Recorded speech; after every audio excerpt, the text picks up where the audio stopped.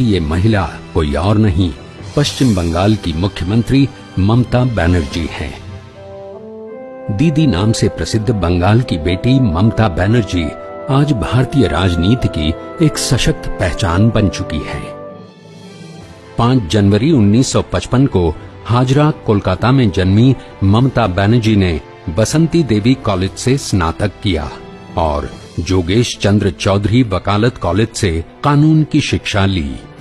अपने राजनीतिक सफर की शुरुआत में ही ममता बनर्जी अन्याय के खिलाफ आवाज बुलंद करने में आगे रहती थीं।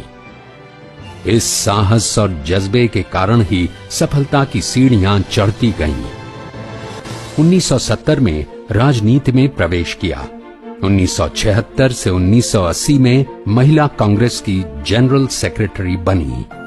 फिर 1984 में अखिल भारतीय युवा कांग्रेस की जनरल सेक्रेटरी बनी।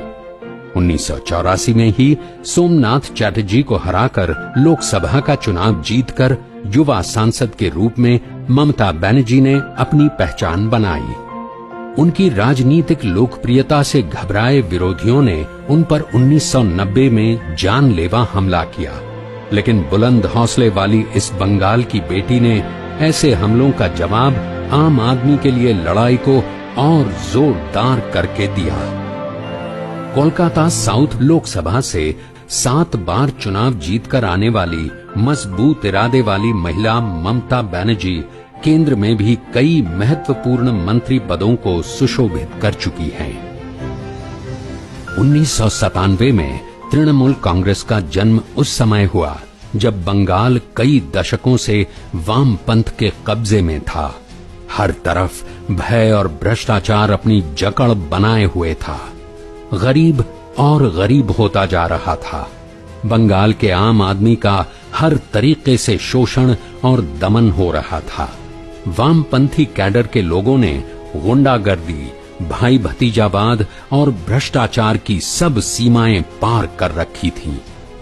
ऐसे भयानक दौर में जब सब राजनीतिक विकल्प लगभग हार मान चुके थे, तब बंगाल की इस बेटी ममता बनर्जी ने आम आदमी के पक्ष में अपनी आवाज उठाई।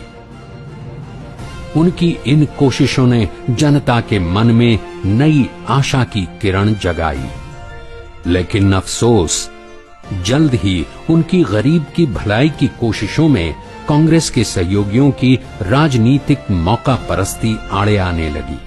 लेकिन जोश और जज्बे से भरी ममता दी ऐसी राजनीतिक रुकावटों से निपटना अच्छी तरह जानती थीं। जब उनको लगा कि कांग्रेस के नेता और नेतृत्व गरीब की भलाई के लिए असल में गंभीर नहीं हैं, तो ममता जी ने कांग्रेस से अलग होने में भी कोई देरी नहीं की और उन्होंने अपनी अलग पार्टी बनाकर उसे तृणमूल कांग्रेस का नाम दिया। तृणमूल यानी जमीन और जड़ से जुड़ी पार्टी, इसीलिए इसका निशान भी घास फूल रखा। मां माटी मानुष का नया नारा देकर गरीब जनता के हक के लिए वामपंथी शासन के खिलाफ राजनीतिक लड़ाई का बिगुल बजा दिया।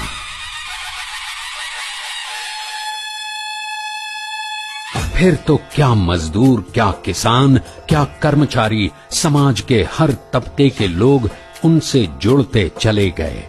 उनकी सादगी और उनका संघर्ष बंगाल के युवा के सामने एक आदर्श और प्रेरणा बन के सामने आए। तभी तो बंगाल के गली कूचों में ये आवाजें गूंजने लगी।